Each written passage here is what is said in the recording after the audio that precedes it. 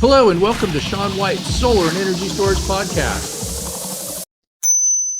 On today's podcast, we have a repeat guest because he's so great. His name is Ravi Mikkelsen, and he's from Atmos Financial. He's the founder, CEO kind of guy from Atmos Financial. And he is talking about why cash is not dead. And it's like, to me, cash is dead. Like you throw $100 at me, I won't even pick it up. Why is cash still good for you? What's up with that? A penny here, a penny there, soon I'll be a billionaire. Cash isn't dead, even though we're getting rid of the penny. You know, in this post-25D market, there's still an opportunity and there's still a high demand by homeowners. 25D code word, and that has to do with residential tax credits, right? Like customer owned for residential. Yeah, great point. Yeah. And I like to say that that's just because humans and people don't matter. This is the age of AI and corporations. Yeah. Pretty soon we're going to be replaced by robots. So this is just getting prepared. Yeah. All right. So you asked why cash isn't dead. So cash isn't dead because even though that Congress ended the residential solar tax credit at the end of last year and now makes it only available through corporate lease arrangements, hail to the corporation. There's still an opportunity for solar installers to provide homeowners with a lower cost option without the tax credit. And that's using a cash or loan to purchase the equipment. And so there's two parts to that. There's the cost of the equipment, and then there's the cost of the financing. And so the equipment that's eligible for the 30% tax credit that's used by these leasing companies, we also call it a FEOC compliant foreign entity of concern. Primarily China is that one. Why don't they just call it FEOC foreign entity of China? Could be. Just like say it the way it is, huh? Yeah. So that equipment is more expensive. And there's also FEOC compliance costs. And then there's the domestic content. So if it's made here in the US or parts of it are made here in the US, you can get a little tax credit bonus up to 10%. So that equipment is more expensive, primarily on the legal. You could have the exact same equipment. One is stamped compliant, one is not. And then not the same exact equipment that hasn't been certified to be compliant will be less expensive. Well, sometimes it like the totally exact equipment, like same brand and everything. That's what I've heard. I haven't seen it. Like some of the Enphase microinverters. This was the specific example I was given. Oh, maybe like one was made in China and one wasn't or something. I don't know. It's the exact same model of equipment. Mm-hmm. Yeah. But perhaps there are, multiple manufacturing lines of the same equipment. Like China-free Enphase. Something like that.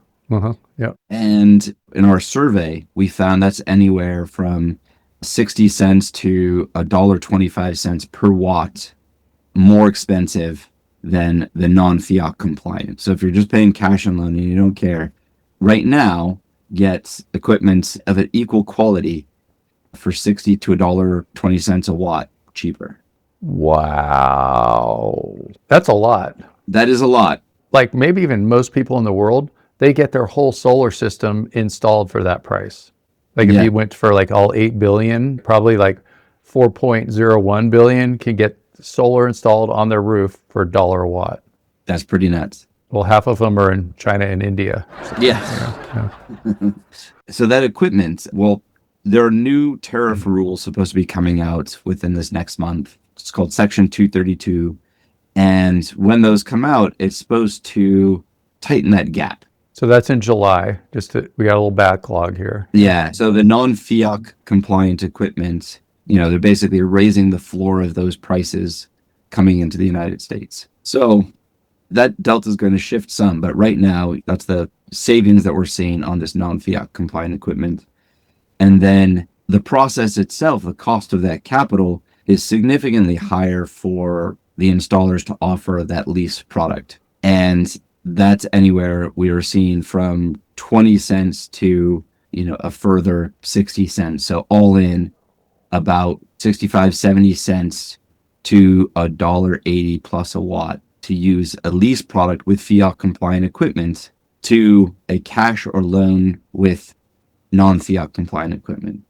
Loan will have its own costs. Like we charge a small transaction fee. Most lenders have some sort of papering fee, origination fee. So there's a little bit of an added cost, for the loans to go from cash. So, but right now there is this significant delta. So in certain markets, many markets, the installers can offer a lower cost product by starting with cash. And what we suggest and what we've been doing in our workshops is inviting the installers to just step back, detach from the day-to-day grind and do an analysis of their business processes, how they're selling, and go back to a consultative approach that was done 10, 15 years ago in the industry, and saying, start with cash and then look at loan and lease options. Find out what's best for that homeowner. How is it that they want to pay? When the dealer fees started really climbing on the loan products decade plus ago, the sales pattern completely changed in the industry. It went from that consultative, that here's cash, do you want to finance, and here are some options, to, what do you want to pay? It became much more like the used car sales strategies of, Sean, how much do you want to pay every month? Or, oh, you pay $200 a month, I can get you solar for $190 per month. I just got a used car from a lot. Yeah, I know all about that. Yeah. So we went to, selling solar and then asking if they wanted financing, to selling financing and attaching solar to it, because those fees on the capital for those high dealer fee loans got so high that they had to start with that monthly cost. Oh, I'll get it to you for $150 a month. They wouldn't say what the cash price was. It's like, oh, it's $20,000 if you're paying cash. It's $32,000 if you're borrowing and you're getting that 1.99% interest rate loan. That extra $12,000 of principal is going to buy down that interest rate. So, because of that, now it's the same thing of, oh, here is a lease for $95 a month, $150 a month. They're not telling you what the total cost is. I saw one lease program buyout. It was 1 year into, after installation, that person sold their home, and now the leasing company was asking for 3x what the cash purchase would have been. So bastards. Instead of a $50,000-$60,000 loan, it was over $180,000. Oh God, that's crazy. Just a little fine print in the contract. Well, it all comes down to the fair market value.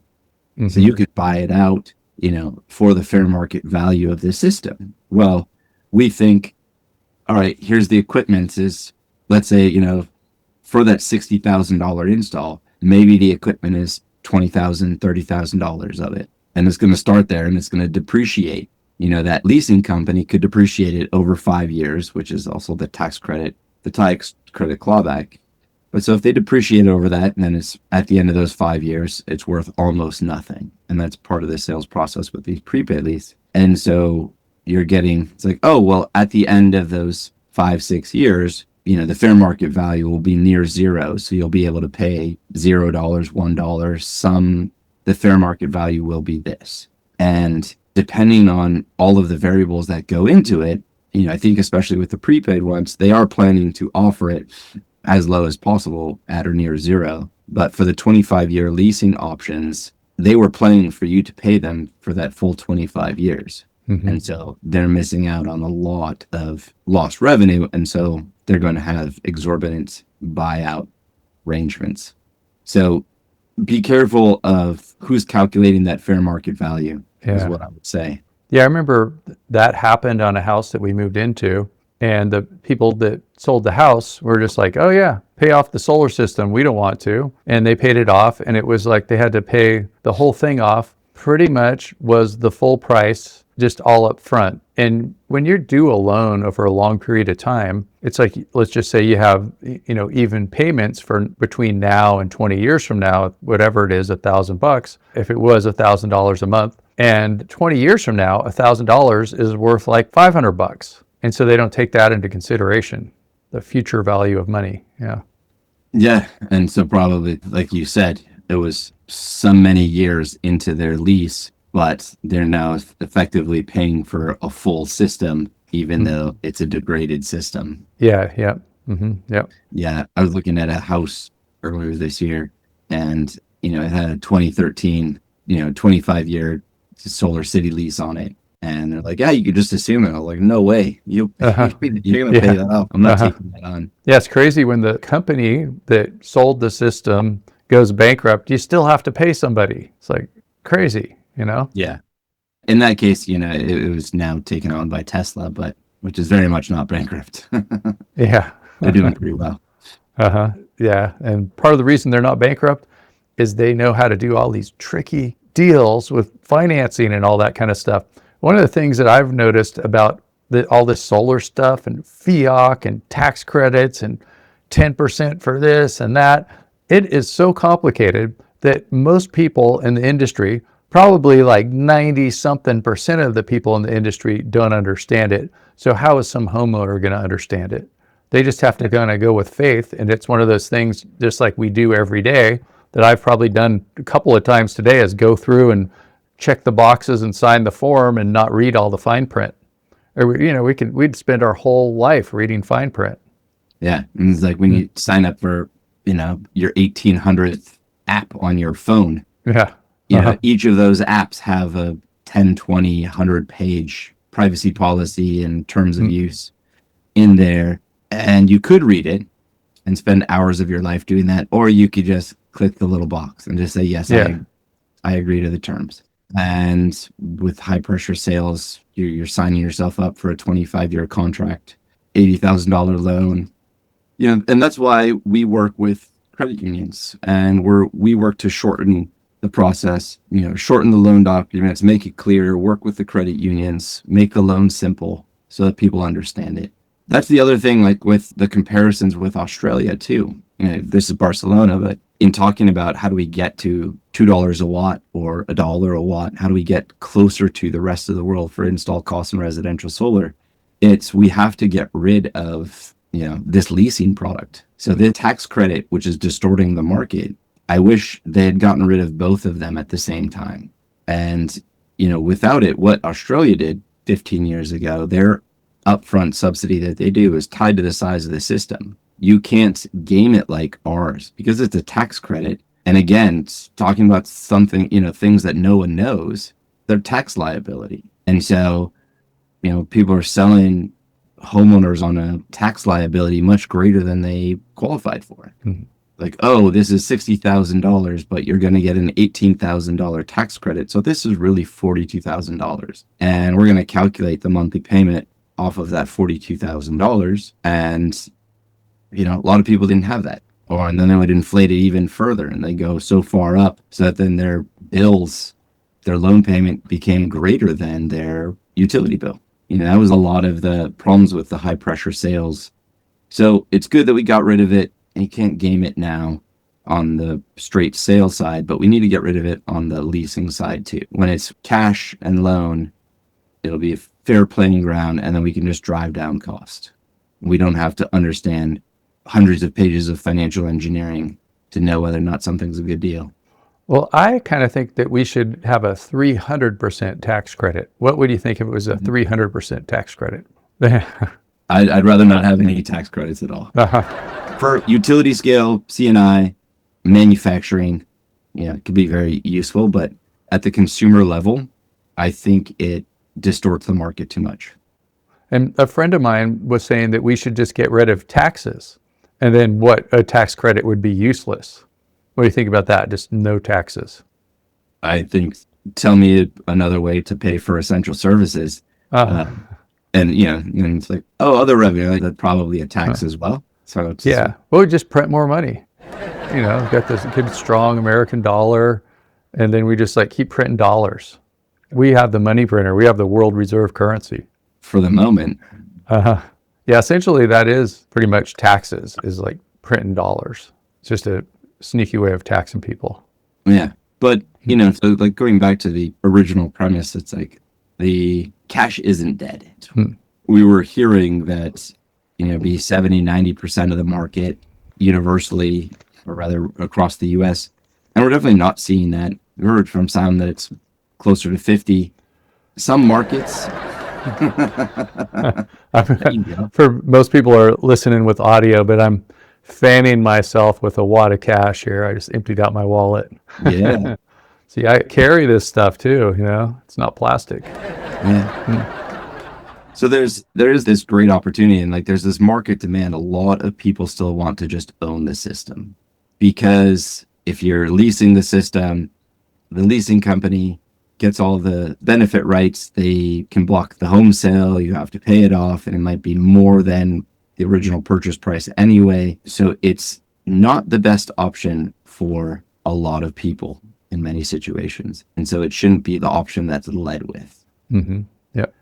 So what do you see happening? And are you a futurist? What do you think is going to happen with all this tax credit stuff? And it's like, it's really complicated. It puts people on the line. They can get in trouble. They get nervous. They probably worried about like some kind of audit, or they go like, aha, that inverter wasn't FEOC, and stuff like that.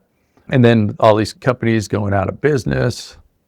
Yeah. Well, I think, this time around, there's going to be a much stronger lobbying presence by local installation companies than those of us focusing on homeowner value. And, it was really, the lobbying last year was dominated by the leasing companies and those that wanted to preserve that tax credit versus the one for the homeowners. And this time, if there's another opportunity, it will be just end both tax credits. Don't continue to distort the market. I really hope that if there's a change in administration or congressional control at the midterms and then at the next presidential, we don't just go back and try and do IRA 2.0 and say, hey, let's bring back the tax credits again. And like this whipsaw effect is not helpful for anyone. So, I don't want to try and look into the future when we've got some major events within this next month. So on July 4th, Independence Day, we have the end of the safe harbor deadline. And so that's going to effectively show the runway under the current guidelines, for those leasing companies with their safe harbor equipment. There's the new Section 232 tariff rules coming out. Treasury has said they might give further guidelines on this.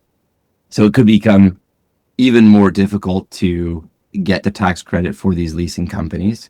So I don't know. My hope is that it all just goes away and that we have a simple, straightforward process that we can go after and not have to worry about all sorts of complicated financial engineering and tax equity structures. We interrupt you for a very important announcement. Sean White's Solar and Energy Storage Podcast has been brought to you by Sean White's Solar and Energy Storage Podcast. That's right, Sean White is sponsoring his own podcast, and he wants to remind you to go check out some of his classes. You can go to SolarSEAN, that's Solar, SEAN.com, and then click on the links to check out his classes. You can check out his heat spring classes, and you can also hire him to teach classes for you, like at your company, something like that. Now back to the show. Yeah, one thing that's kind of weird is that we have pretty much the most expensive solar in the world. I mean, like, let's just call this, like, use residential solar for an example. And putting residential solar is even with the tax credits, and then you erase the tax credits, higher than about everybody else. There's probably some other countries, but it's pretty expensive compared to the rest of the world. Yeah, I don't track a lot of international residential price, but just here in the US, we do see at the lowest in some areas, $1.50 to $1.75 a watt on the residential side. And these are by good companies paying their employees well and doing really quality work. Texas, I think, sort of leads the way in lower cost installs. But nationwide, I think we're at like 260, something like that, 257. Mm-hmm. So it's definitely not the $3, $4, $5 a watt that it was. And it's going to continue to come down. In certain areas, we definitely need standardization of permitting and inspection and PTO, interconnection to the grid. Those all add significant cost. But there are different groups all working on those different aspects. That plus equipment pricing, when in China, they're getting at what, 12 cents a watt, 10 cents a watt? Yeah, crazy for PV, yeah. Yeah. And we're at 55. Well, yeah. A lot of people might even consider that a good deal, huh? Yeah. There's a lot to work on. There's enough to work on without the market distorting effects of having, one financing option being given a tax credit. Yeah, and it's like it'll be interesting too to see what's happening with there's been a lot of talk about unscrupulous sales happening, and is that because of the tax credits? Like there's this extra money and then it just goes to some salesperson. Yeah. The sales practice that have given the entire industry a bad name, largely it's been taken up whole cloth by the leasing companies. The Sunrun bought Vivint, which was a door-to-door alarm sales company, and they got into solar. And much of these practices are sort of centered around the door-to-door sales practices. It's knock on a lot of doors, mostly rejections. It's very hard work. Mm-hmm. And then when you do get somebody who's interested, you push hard to close those deals. And then if you're only making a few deals, you want larger commissions on those single deals to make a good living. In my opinion, the best way to go about this, but it is an effective way. It is a large part of how this industry has grown over this last year has been through door-to-door sales. Mm-hmm. Yep. And these guys that are knocking on the doors, they're not really even the bad people. They're just they're pretty young.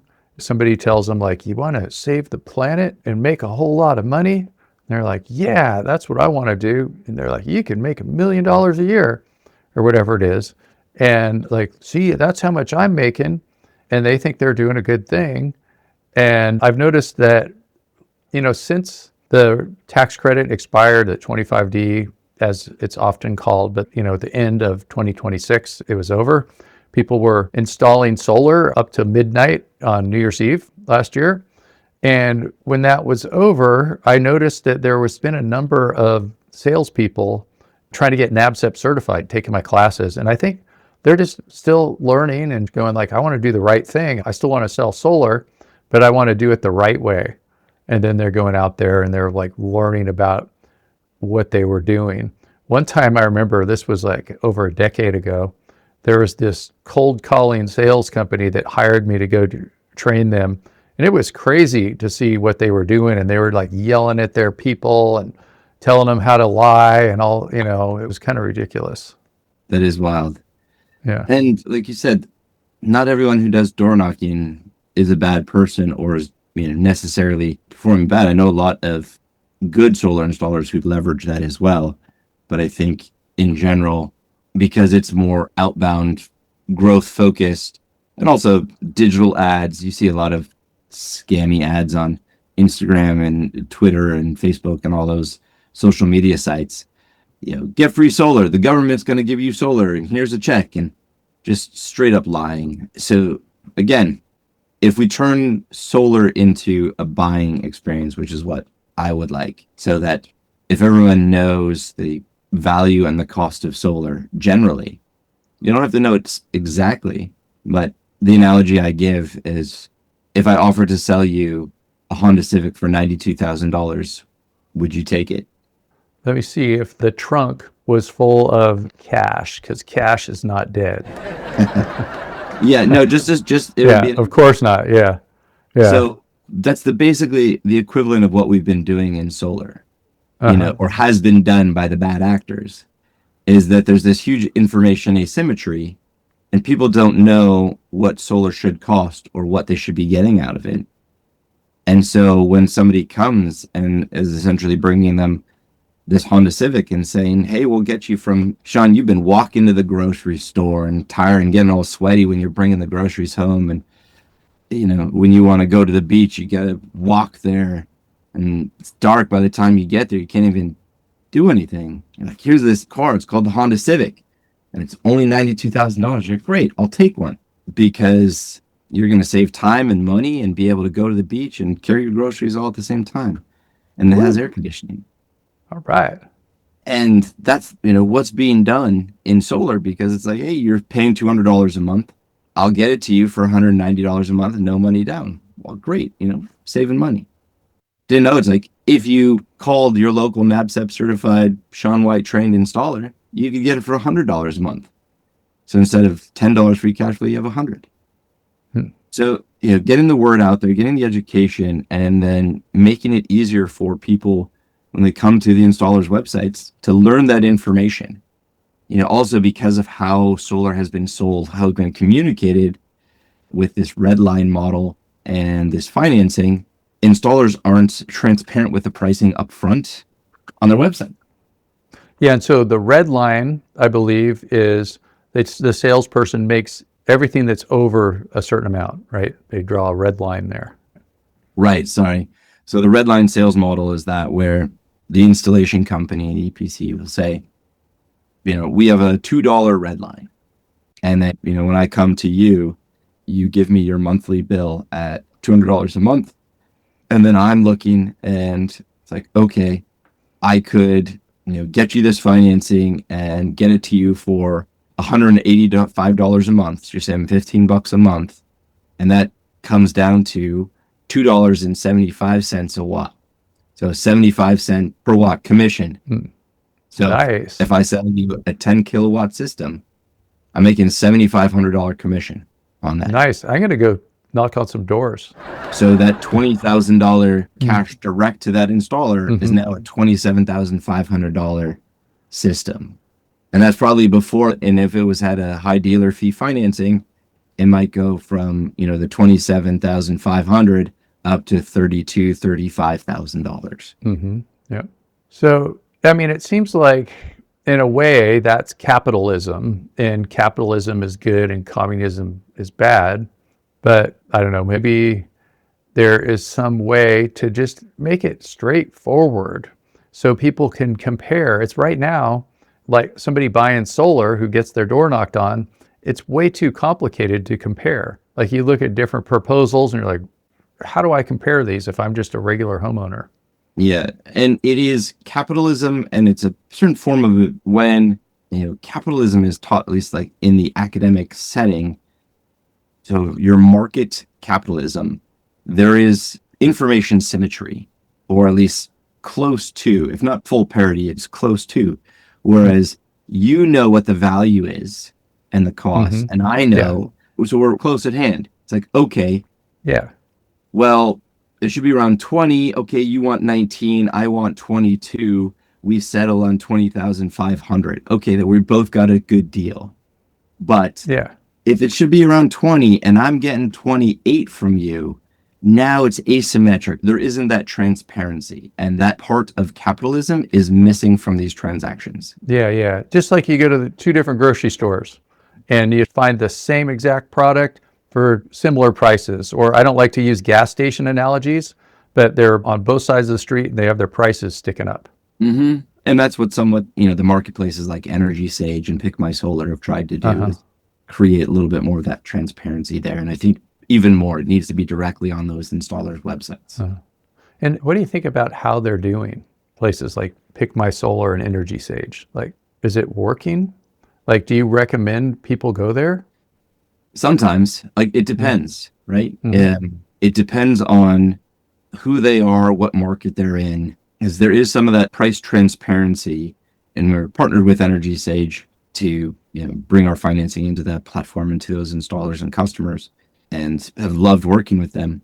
And so there's this great opportunity. And also on the downside of it, I think, is somewhat of the race to the bottom on the installer side. And so if you get bought in, and then if you take a contract with an installer who got you the lowest bid, and then they come out and then they say, oh, we need to do a change order, and then they increase their bid back up to what it should be, and now it's higher than what's perhaps the NABCEP certified person, because they just came in and went, straight shoot. They weren't trying to play tricks. That's the problem with the marketplaces in general, is that if there are rules, it's a game. If it's a game, it can be cheated, right? Yeah, it seems like when you go to the grocery store and you buy an apple for a certain amount of price, you don't go up to the counter and they go like, oh, that apple doesn't have any bruises on it. It's cost more. Right. We need more like just regular old visible competition, like to know what's going on. So we can compare apples to apples, to use an Apple analogy. Yeah. Exactly. So there's this greater transparency, switching from a sales relationship to a buying relationship. All of these will bring the cost down. And as the costs come down, more people can and should pay cash. So what should somebody like Energy Sage do about these people that just come in low and then do a change order? Not sure. Kick them off the platform. Oh, yeah. Do follow-ups with the homeowners. I'm not sure. Like, I don't live in that space. And so I can't really critique on it because I don't work on it. So as you're saying, get rid of the tax credits. And I know that most of the industry is just really used to these tax credits and likes them. So do you have any haters? Sure. Yeah. A lot.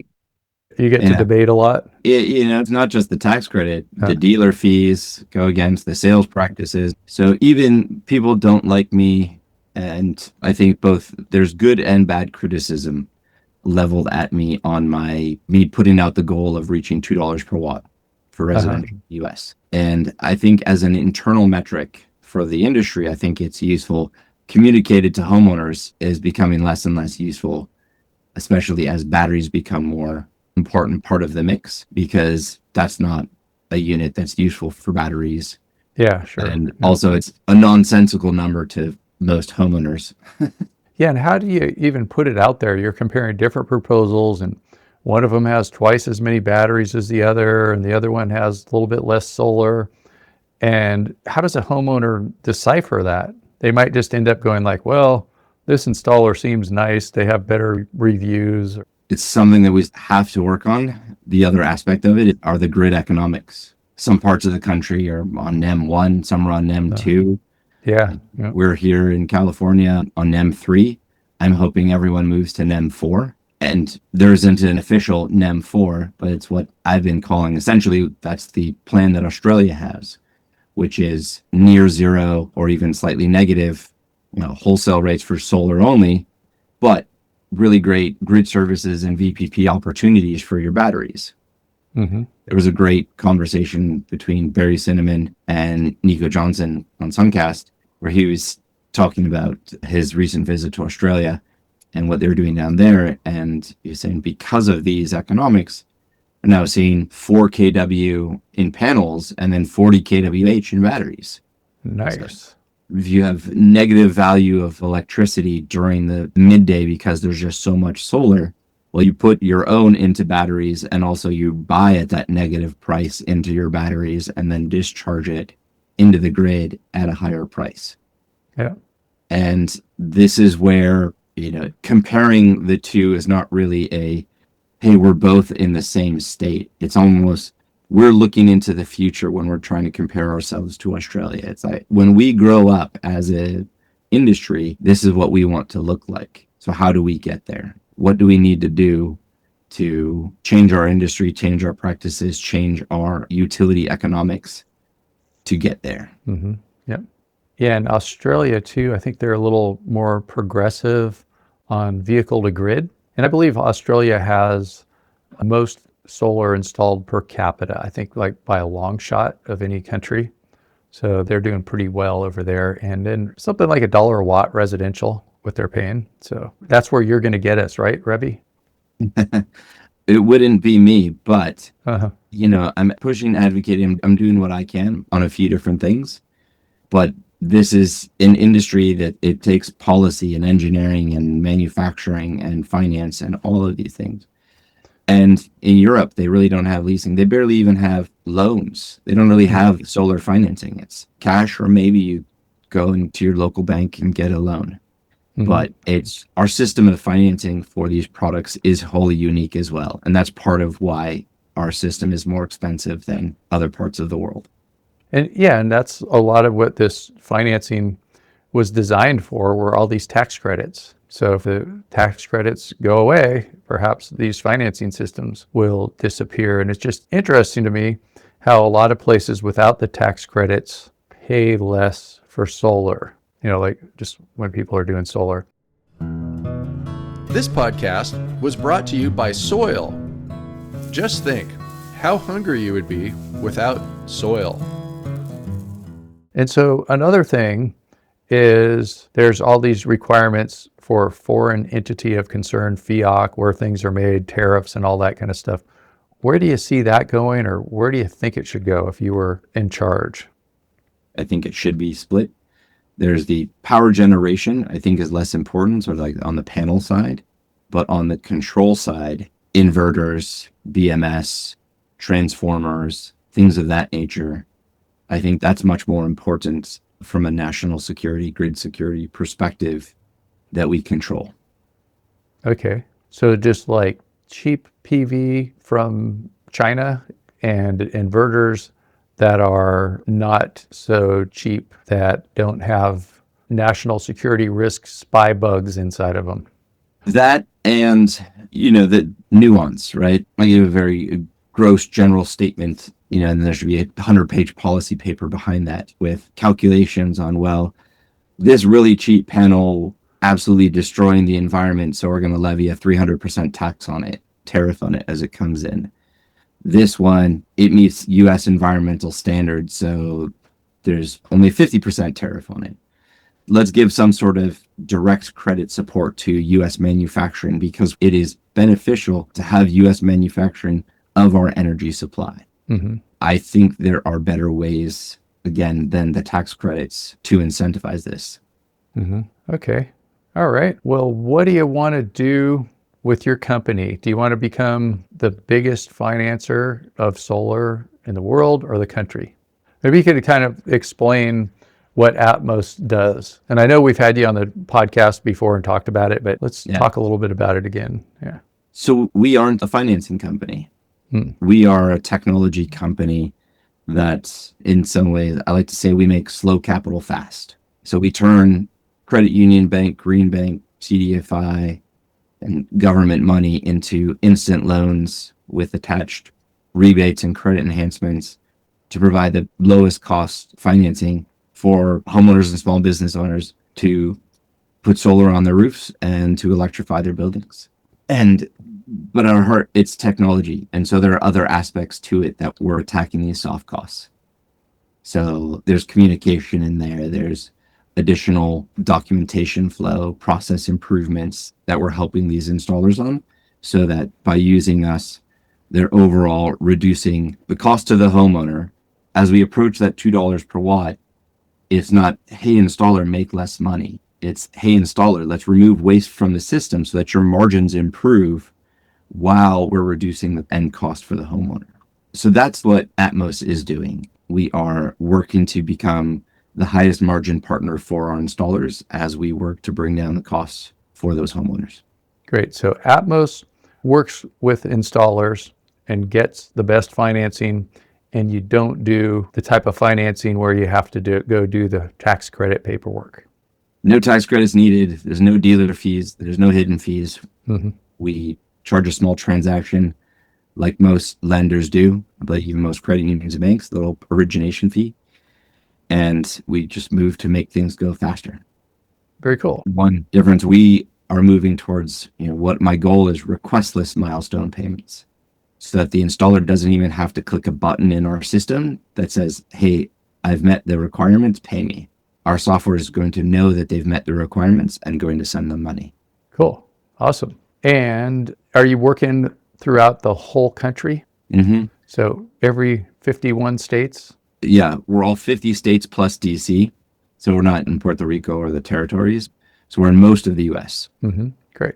Okay. And then let people know how to do business with you. All the installers out there that are tired of dealing with tax credits can give you a call. So it's very easy. One, if you see my name and you throw that into a search engine, you will find me and my contact info. Ravi Mikkelsen, Sanskrit first name, Danish last name, literally one out of almost 10 billion people. So there's that. And then my first name at joinatmos.com, or you can go directly to our website, joinatmos.com, click on the installers page and hit apply. Usually takes 1 to 3 days to be vetted and approved if all your documentation is ready to go. And then another day or so for onboarding, and then you're quoting.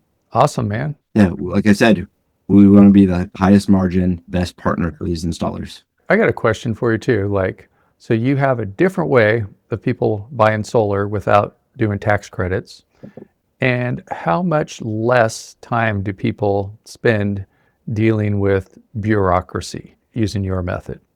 Well, so we can get fully instant approvals on loans. Our milestone payments can be, sent out next day. We require fewer photos. We use more software. And so we pay our installers faster while still verifying that the work is done.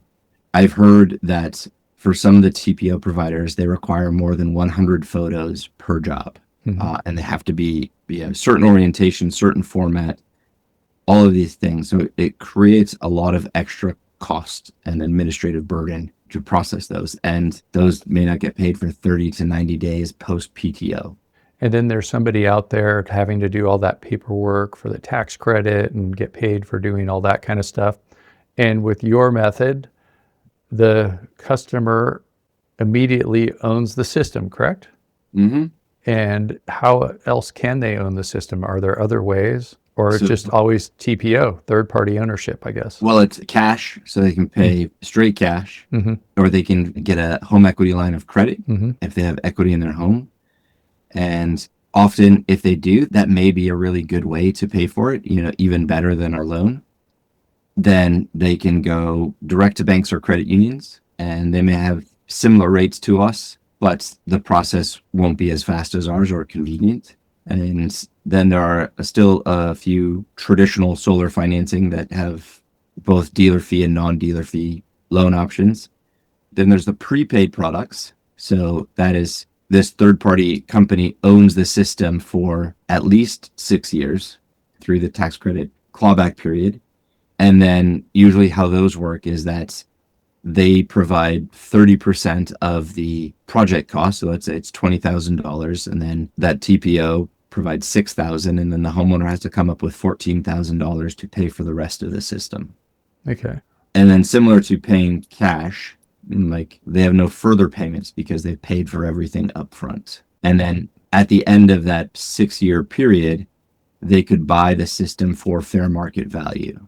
So how do people go out and buy FEOC and non-FEOC equipment? Is it just like you go to the regular dealer and you go like, I would like this kind or that kind? Well, for homeowners, it doesn't matter since there's no tax credits anymore for them. Yeah. So they don't have to worry about it. So they don't have to worry about it. But like a lot of the solar installers, they're just used to buying the FEOC stuff, I guess. The leasing companies, what they do is they, and also the installers, they're going through the distribution companies like BayWa, like Signature, and others. If they're doing a really large order, they may go directly to the manufacturer themselves. Yep. And so when you're dealing with Signature and BayWa, do you just tell them, I want to get the non-FEOC equipment and it'll be a lower price? Do you help them with that? Do we help our installers with that? Yeah, like navigating where to buy FEOC versus non-FEOC equipment. No, it's not necessary. They know. We may make introductions to one of these distribution companies if they're not connected to them. But for the most part, these installers have 1 to 4 distribution relationships already. And so they are checking pricing, they're price shopping across the distribution channels to see where they can get the best price. And so you can go to one of these distributors and go like, give me prices on FEOC and non-FEOC in-phase microinverters, and they can do that? Like they'll just have both that they offer? I don't know if you could call up and that person would be able to have that specificity, but I think so. That sounds like, like fields that have, again, since we don't really help or navigate this, I don't know all of the details, but I know that they have their own reps at those companies. And so those reps will be the ones that help them navigate the system to find what they need. Okay. So like you're the salesperson that the installer's working with at the distributor, they'll hook them up with all this stuff. That's their job, not your job. Yeah, exactly. Yep. Cool. All right. Well, that is a lot to learn. And so I think that all the installers out there better taking a deep breath and then just push rewind and start this podcast over a couple of times so you can figure out how to deal with this. A lot of people are just so fixed on the tax credits and, got to get this deadline and that deadline and stay up till midnight on the 31st of December installing solar systems, which I guess will happen at the end of 2027 too for some people. But just go for it. Just kill the tax credits. Talk to Ravi. You don't have to worry about all that stuff anymore. Take a deep breath. Om. Do you know how to Om? Om. Do it all the time. All right. All right, let's end this podcast with a big Om. You ready? Om. All right, everybody. We're at peace. No more tax credits. Sean, thank you so much for having me on again. This was awesome. All right. Thanks a lot. Hey, it was really good talking to you. Cheers. Do it again anytime. Thanks for listening to Sean White's Solar and Energy Storage Podcast. To learn more, go to SolarSEAN.com, and you can find out more about all kinds of solar certifications. And if you are a door-knocking solar person, go ahead and get your PVTS, that's PV Technical Sales Certification, and take my PVTS class. That is SolarSEAN.com/PVTS, or any kind of 3 or 4 or 5 letter NABCEP exam test that you want. So go for it. We'll see you there. It'll be a lot of fun, just like this podcast was a lot of fun. All right. Push rewind, listen to it again. That's how you get it in your brain.